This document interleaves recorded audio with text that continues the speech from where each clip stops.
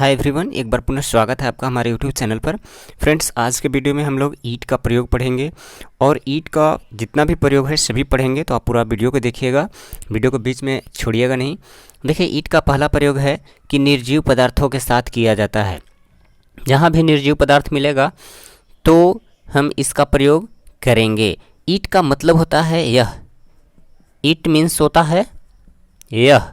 तो यह किस सेंस में ईट का प्रयोग किया जाता है। अगर आप यहाँ पे हम लिखेंगे कि यह कलम है, तो देखिए, अगर यहाँ पे हम लिखते हैं कि यह कलम है और इसे इंग्लिश में अनुवाद करेंगे तो आप इसे लिखेंगे it is a pen. But friends, एक बात याद रखिए, दिस मने भी यह होता है। तो यह कलम है तो आप दिस इज़ ए पेन भी अगर लिखते हैं, दिस इज़ ए पेन, तो आपका ट्रांसलेशन गलती नहीं होगा। बट आप ईट का भी प्रयोग कर सकते हैं। अगर आप लिखते हैं कि यह किताब है, यह किताब है, तो इसमें भी आप ईट का प्रयोग करेंगे और दिस का भी प्रयोग करेंगे। आप इसे लिख सकते हैं दिस इज ए बुक, और आप इसे ऐसे भी लिख सकते हैं इट इज ए बुक। चूँकि आप दिस भी लगा सकते हैं, इट भी लगा सकते हैं। तो निर्जीव पदार्थ में जब भी आपको यह आएगा तो आप इट का प्रयोग करेंगे, लेकिन यह के अर्थ में ही करेंगे। आई होप कि आपको पहला रूल समझ में आ गया होगा। जहाँ भी आपको यह मिलेगा, निर्जीव पदार्थ रहेगा, आप प्रयोग करेंगे। कोई ज़रूरी नहीं है कि निर्जीव पदार्थ में ही केवल इसका प्रयोग होता है, सजीव में भी होता है, हम बताएंगे। आप वीडियो में बने रहिए। अब इसका दूसरा प्रयोग हम लोग देखते हैं। अरे रुके, अगर आप चैनल पर नए हैं तो प्लीज़ चैनल को सब्सक्राइब कर लीजिएगा, क्योंकि चैनल को अगर आप सब्सक्राइब करेंगे तो मेरी सारी वीडियो आपको नोटिफिकेशन के थ्रू यूट्यूब पर मिलता रहेगा और आप इजीली वीडियो को देख सकते हैं। तो अभी आप चैनल को सब्सक्राइब कर लीजिए और चलिए आगे का वीडियो शुरू करें। देखिए फ्रेंड्स, अब ईट का दूसरा रूल हम पढ़ रहे हैं। तो दूसरा रूल कहता है कि नाउन को रिपीट होने से बचाने के लिए ईट का यूज़ करें। जहाँ पे नाउन रिपीट होगा वहाँ पे से बचाने के लिए हम ईट का प्रयोग करते हैं। जैसे देखिए, मेरे पास एक गाय है, यह काली है। तो मेरे पास एक गाय है, यह काली है। यहाँ पे देखिएगा तो गाय की बात हो रही है और यह काली है। कौन काली है? तो गाय काली है। तो यहाँ पे ध्यान दीजिएगा, यह एक प्रोनाउन की तरह यूज हो रहा है, तो यहाँ पे ईट का प्रयोग होगा। आप इसे ऐसे भी कह सकते हैं, मेरे पास एक गाय है, गाय काली है। तो चूंकि गाय काली है, इसका रिपीट न हो इसलिए यह का प्रयोग किया गया है। तो इस यह के जगह पे हम ईट का प्रयोग करेंगे।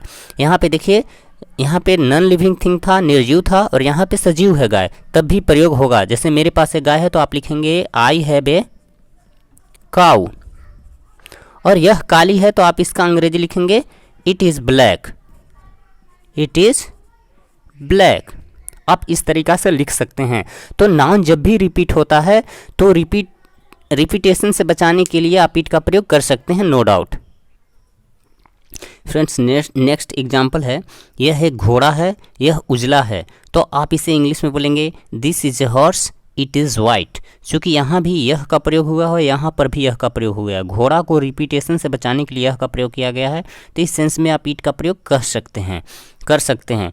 और निर्जीव के साथ भी यह प्रयोग होगा। अगर यहाँ पे घोड़ा के जगह पे कुर्सी रहता, यह एक कुर्सी है, यह नई है, तो भी आप ईट का प्रयोग करते हैं। और आप बोलते हैं this is a chair, it is new, this is a chair, it is new. चलिए अब अगला रूल पर चले और चलिए आगे का वीडियो शुरू करें। फ्रेंड्स, आज का जो तीसरा रूल है वो है कि डे या डेट के साथ ईट का प्रयोग सब्जेक्ट के रूप में करें। डे या डेट जब मिलेगा, यहाँ पे देखिए डे है, डे मीन्स दिन होता है। तो सोमवार मंगलवार जब भी आएगा या डेट आएगा, तो डेट में भी आपको डायरेक्ट डे या डेट से सेंटेंस की शुरुआत नहीं करनी है। जैसे आज सोमवार है, अगर आप इसे लिखेंगे कि today is Monday, today is Monday, अगर आप इस तरह लिखते हैं तो ये सेंटेंस गलत होगा। तो आप इसे इस तरह नहीं लिखें, क्योंकि डे या डेट से वाक्य की शुरुआत नहीं होती है। टुडे, ट्यूसडे, इस तरह नहीं लिख सकते। तो इसके लिए, इससे बचने का उपाय है, आप इट लगा दीजिए। तो आप इसे बनाएंगे, इसकी इंग्लिश होगी it is Monday today, it is Monday today. ये देखिए अच्छा तरीका है। तो आप इस तरह लगा सकते हैं, डायरेक्ट डे या डेट से वाक्य की शुरुआत नहीं कीजिएगा। चलिए एक और एग्जाम्पल देखते हैं। देखिए फ्रेंड्स, नेक्स्ट एग्जाम्पल है कि कल छुट्टी है।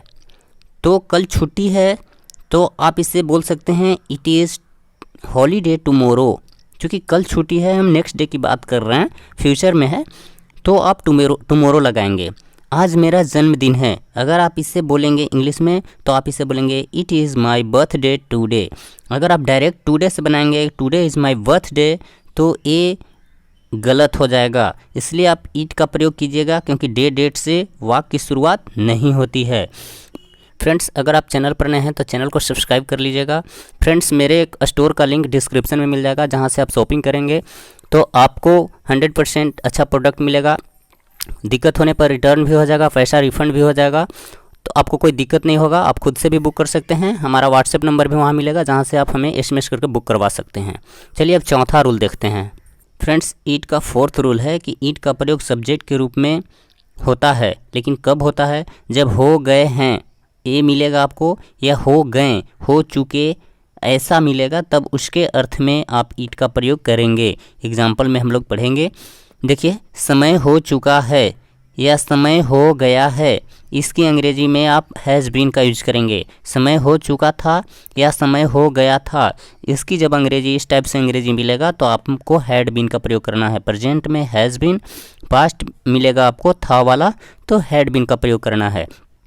जैसे देखिए, अगर आपको एग्जाम्पल मिलेगा कि 2 साल हो गए हैं, 2 साल हो गए हैं, तो देखिए इसकी अंग्रेजी क्या होगा, आपको खोजना है। हो गए हैं तो हो गया है या हो गए हैं, उसमें हैज़ बीन लगेगा, तो आप इसका प्रयोग जब भी आप करेंगे तो ईट का प्रयोग करके बनाएंगे।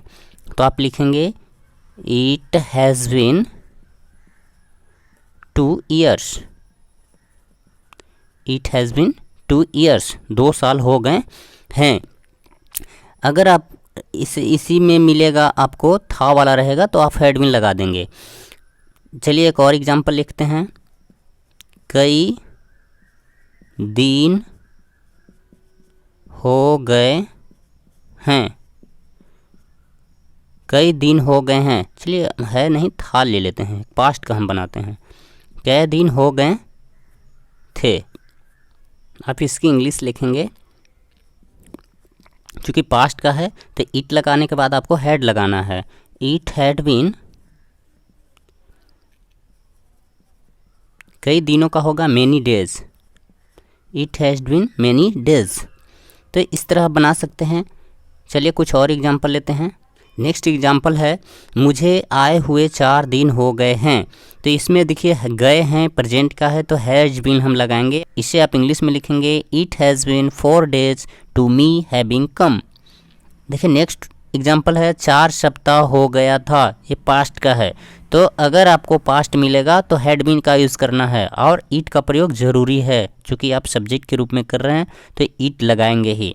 इट हैड बीन 4 weeks, 4 सप्ताह हो गया था। और भी आप एग्जाम्पल अपने मन से ढूंढ सकते हैं और लिख सकते हैं। वीडियो बहुत लंबा हो जाएगा, इसलिए हम कम ही एग्जाम्पल का यूज़ कर रहे हैं, और वीडियो ज़्यादा लंबा ना हो इसलिए हम लाइव एग्जाम्पल को लिख नहीं रहे हैं, क्योंकि लिखने में ज़्यादा टाइम लगता है। हम लिख के आपको ऑलरेडी बता रहे हैं। आइए अब ईट का 5वां रूल हम लोग पढ़ें। तो 5वां रूल ईट का कहता है कि ईट का प्रयोग समय लगता है, समय लगा या समय लगेगा, इन तीनों सेंस में किया जाता है। समय लगता है ये प्रेजेंट है, ये प्रेजेंट टेंस का प्रतिनिधित्व करता है। ये पास्ट टेंस है, इससे पास्ट टेंस का पता चलता है। और समय लगेगा ये फ्यूचर टेंस में।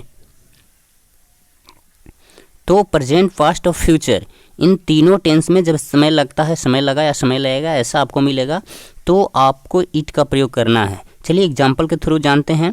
देखिए हम यहाँ पे 2 एग्जाम्पल लिए हैं। इसमें 5 मिनट लगता है, हम लोग ऐसे अक्सर बोलते हैं, या फिर ऐसे बोलते हैं कि 5 मिनट लगता है। तो आप इसकी इंग्लिश जो लिखेंगे वो इट से बनाएंगे। It takes 5 minutes, it takes 5 minutes। दोनों का इंग्लिश सेम होगी, क्योंकि इसमें लगा हुआ है तो इसका भी ईट ही प्रयोग होता है। ईट का प्रयोग करेंगे तो इसका इंग्लिश हो जाएगा। और 5 मिनट लगता है, तो चूंकि आप इसमें सब्जेक्ट नहीं है तो सब्जेक्ट के रूप में इट का प्रयोग करेंगे, तो दोनों की इंग्लिश सेम होगी। नेक्स्ट एग्जाम्पल है 10 मिनट लगा। तो लगा चूंकि पास्ट टेंस का प्रतिनिधित्व ये कर रहा है, तो इसमें आप V2 लगाएंगे। इट टूक 10 मिनट्स, इसमें 10 मिनट लगा। 2 दिन लगेगा, देखिए फ्यूचर का है तो फ्यूचर में आपको विल लगाना है। इट विल टेक 10 मिनट्स, जब विल लगता है तो V1 का प्रयोग किया जाता है। मुझे नहाने में 10 मिनट लगता है, लगता है प्रेजेंट इंडेफिनिट का प्रतिनिधित्व कर रहा है, तो इसमें V5 का प्रयोग होगा, इसलिए वर्ब में एस लगेगा। जब V5 का प्रयोग होता है तो वर्ब में एस लगता है। इसकी इंग्लिश होगी it takes me 10 minutes to bath. Friends, ईट का छठा प्रयोग है कि ईट का प्रयोग बारिश होना, ओला पड़ने के अर्थ में होता है। जैसे एग्जाम्पल के थ्रू देखिए, आज बारिश होगी। अगर संभावना है कि आज बारिश होगी तो हम इट का प्रयोग करेंगे, इट विल रेन टुडे। चूँकि फ्यूचर का है इसलिए विल का प्रयोग होगा। आज बारिश हो रही है, ये प्रेजेंट कंटिन्यूअस का है, तो हम यहाँ पे बोलेंगे कि इट इज़ रेनिंग टुडे। ओले पड़ रहे हैं तो आप बोलेंगे इट इज़ हेलिंग।